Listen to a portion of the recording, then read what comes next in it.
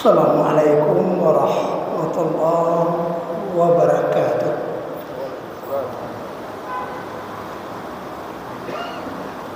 Alhamdulillah rabbil alamin wal 'aqibatu lil muttaqin wala udwana illa 'alal zalimin.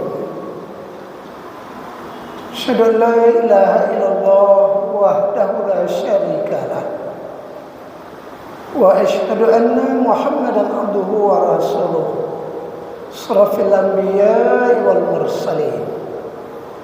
Allahumma salli wa sallim wa barik ala Muhammadin wa ala alihi wa sahbihi faman tabi'ahum bi ihsanin ila yaumiddin. Ma ba'd. Ma'asyiral muslimin hadirin, usikum bi nafsi wa iyaya bi taqwallah faqad fazal muttaqun. Qala Allah ta'ala fi kitabihil karim, a'udzu billahi minasy syaithanir rajim, bismillahirrahmanirrahim. Wa ma asabaka min hasanatin faminallah wa ma asabaka min sayyi'atin famin nafsik wa arsalnaka lin-nasi rasula wa kafa billahi syahida. Shadaqallahul azim. Kebaikan apapun yang kamu peroleh datangnya dari Allah. Dan keburukan apapun yang menimpamu itu adalah dari dirimu. Dan kami mengutus engkau Muhammad bagi seluruh manusia sebagai Rasul.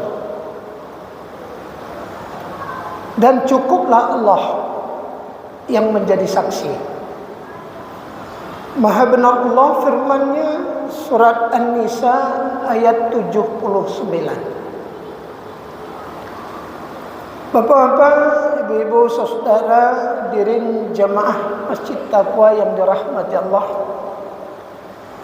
Setelah kita bersyukur kepada Allah dengan segenap kesadaran bahwa hidup kita ini sepenuhnya adalah merupakan nikmat dan rahmat dari Allah itu.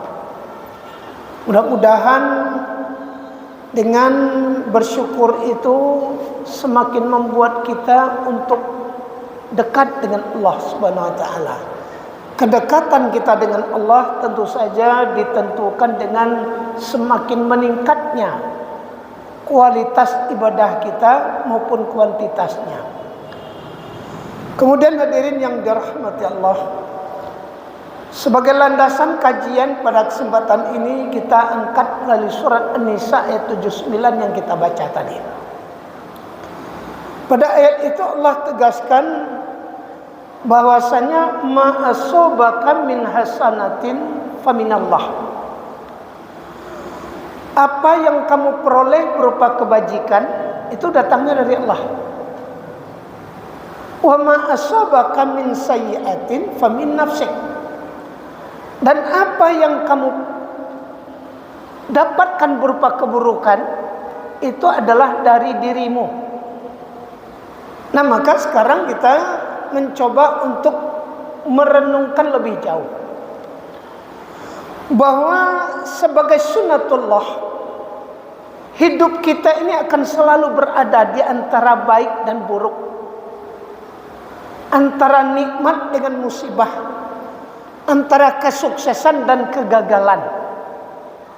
Nah, itu adalah sunnatullah. Dan kemudian semua yang terjadi itu adalah merupakan izin Allah.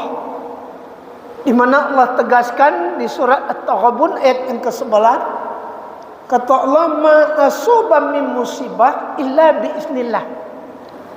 Tidak satu pun musibah yang terjadi kecuali dengan izin Allah.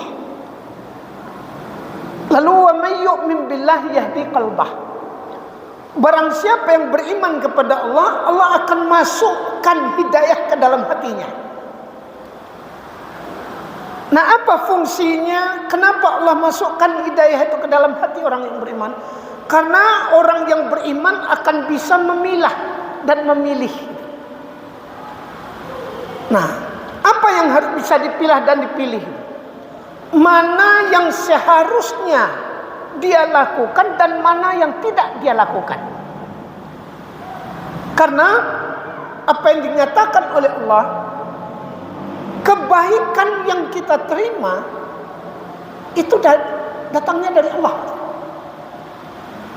Nah, prinsipnya adalah bahwa keberhasilan kita, kesuksesan kita itu bukan semata-mata karena hebatnya kita, bukan semata-mata karena perjuangan kita, bukan semata-mata karena kecerdasan kita, tapi karena memang Allah yang memberikan itu kepada kita. Itu yang perlu kita pahami. Sehingga dengan demikian ketika kita berhasil, tetap kita harus sandarkan kepada Allah Subhanahu wa ta'ala. Dan sebaliknya, ketika yang kita alami itu adalah keburukan, maka ayat mengatakan famin nafsik, itu adalah karena dirimu. Kenapa karena dirimu? Karena dalam beberapa ayat Allah menjelaskan tentang itu. Antara lain di surat Yunus ayat yang ke-44, ayat Allah katakan bahwasanya innallaha la yazlimun nasa syai'a. Sesungguhnya Allah tidak menzalimi manusia sedikit pun. Walakin nas yazlimuna anfusahum. Akan tetapi manusia itulah yang zalim terhadap diri mereka. Jadi Allah tegaskan, Allah tidak menzalimi diri manusia itu. Tidak ada. Jadi kalau memang kita memahami Allah tidak menzalimi kita, maka berarti Allah tidak pernah membuat kita susah. Allah tidak pernah membuat kita sengsara. Nah, harus dipahami. Jadi yang membuat kita susah itu siapa? Ya kita. Yang membuat kita sengsara itu siapa? Ya kita. Bahkan yang membuat kita celaka itu siapa? Ya kita.